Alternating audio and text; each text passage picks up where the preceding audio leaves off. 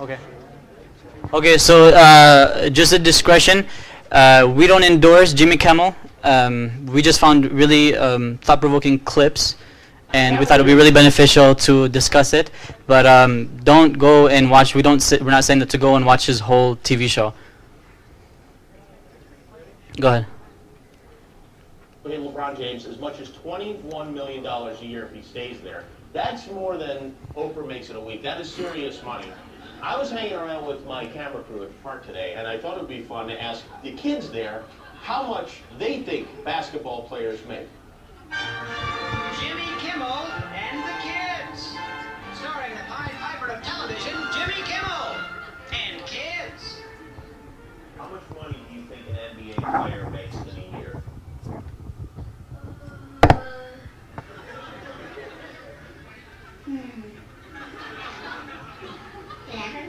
What? $11.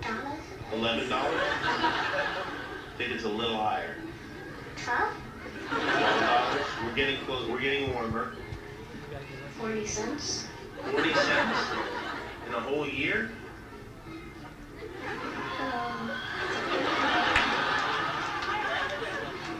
$100. $100? It's even higher than that. Yeah, I thought so. 1000. 1,000 what? I like her glasses. 1005.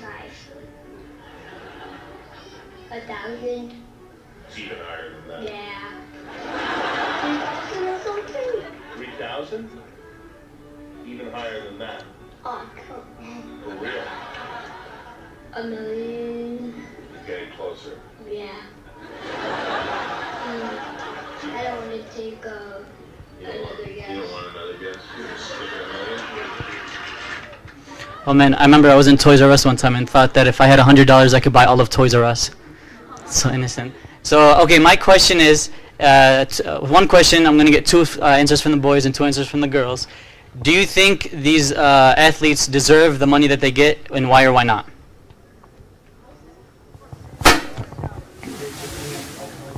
Okay, one from the boys, one from the boys, one from the girls.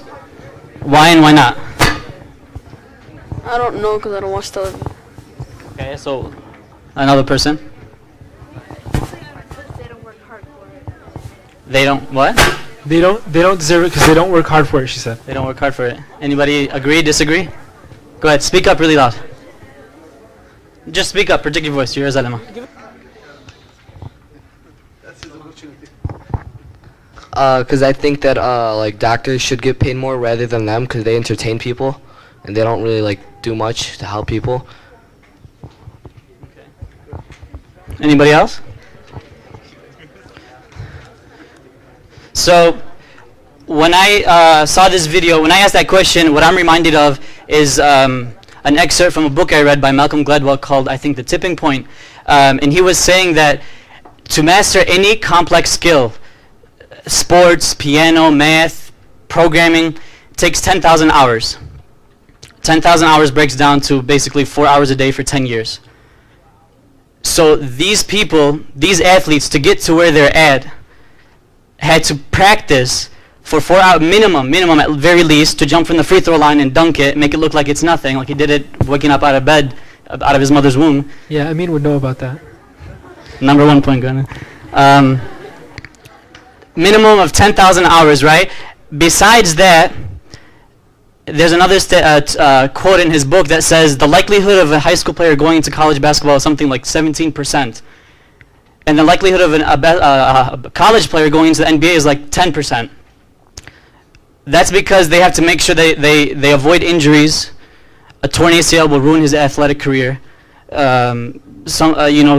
does something wrong in school, so injuries he has to avoid. He has to make sure he passes all his classes. He has to make sure he doesn't get influenced by the negative external things in his environment.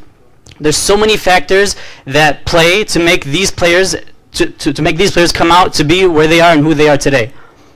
So how does this relate back to us?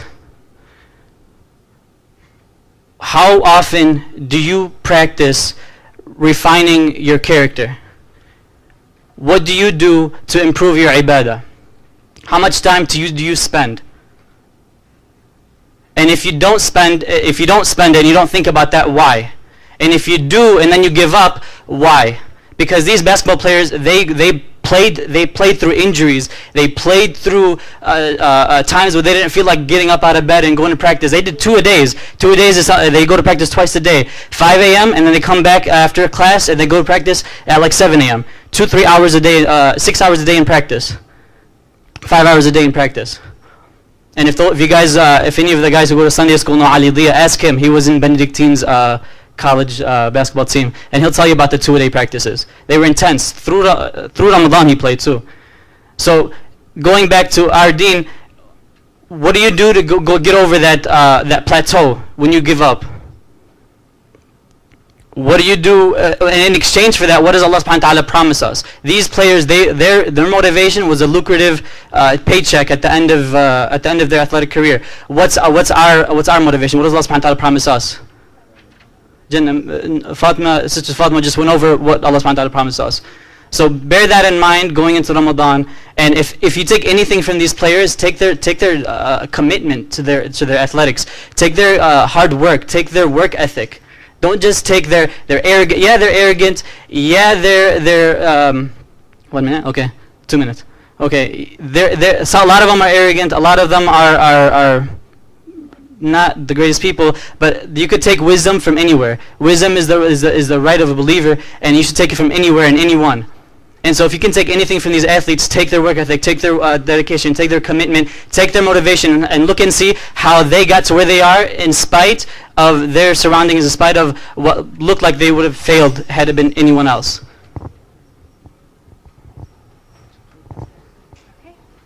Jazakallah khair, Amean.